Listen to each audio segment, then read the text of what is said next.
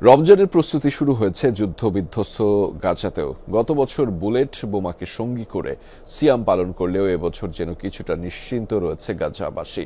রোজা উপলক্ষে বিভিন্ন দেশ থেকে আসা শুরু হয়েছে ত্রাণ সামগ্রীও। এদিকে শীত বৃষ্টি থেকে মুসল্লিদের রক্ষা করতে আল আকসা মসজিদে টাঙানো হয়েছে শামিয়ানা। জেনেক্সে শিফট করো, লাইফকে লিফট করো। যুদ্ধের পর প্রথম রমজান, পুরো মুসলিম বিশ্বের সাথে তাল মিলিয়ে মাহে রমজানকে স্বাগত জানাতে যুদ্ধবিধ্বস্ত গাজাতেও শুরু হয়েছে প্রস্তুতি। ব্যাপক পরিসরে না হলেও সাধ্যমতো প্রয়োজনীয় জিনিসপত্র কিনছেন ফিলিস্তিনিরা। রোজা উপলক্ষে উপত্যকায় ধীরে ধীরে ত্রাণবাহী ট্রাক প্রবেশের সংখ্যাও বাড়ছে। তেল, চিনি, চাল সহ চীন থেকে এসেছে 12,000 ফুড পার্সেল, যা বিতরণ করা হবে 6,200 ফিলিস্তিনি পরিবারের মাঝে। চীন ছাড়াও ত্রাণ পাঠিয়েছে অন্যান্য দেশও। চীন থেকে যে ত্রাণ এসেছে সেখানে চিনি, তেল, লবণ সহ চালও আছে। যেহেতু রোজা শুরু হচ্ছে, এই খাদ্য সামগ্রীগুলো বর্তমান সময়ে ফিলিস্তিনিদের জন্য সবচেয়ে বেশি প্রয়োজন। আর যুদ্ধের কারণে তেল, চিনির দাম অতিরিক্ত, যা সাধারণ মানুষের সাধ্যের বাইরে।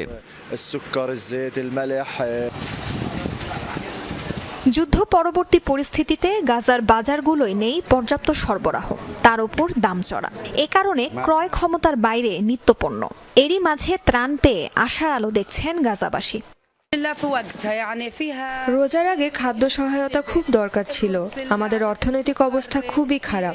বাজার থেকে কিনে খাওয়া এই মুহূর্তে অসম্ভব। এই ত্রাণ পেয়ে আমরা খুশি। থমথমে গাজায় রমজানের আনন্দ ফিরিয়ে আনতে গৃহসজ্জার দোকানও বসেছে কোথাও কোথাও। সেগুলোতে পাওয়া যাচ্ছে লণ্ঠন, কাগজ দিয়ে বানানো অর্ধচন্দ্র ও আতশবাজিও।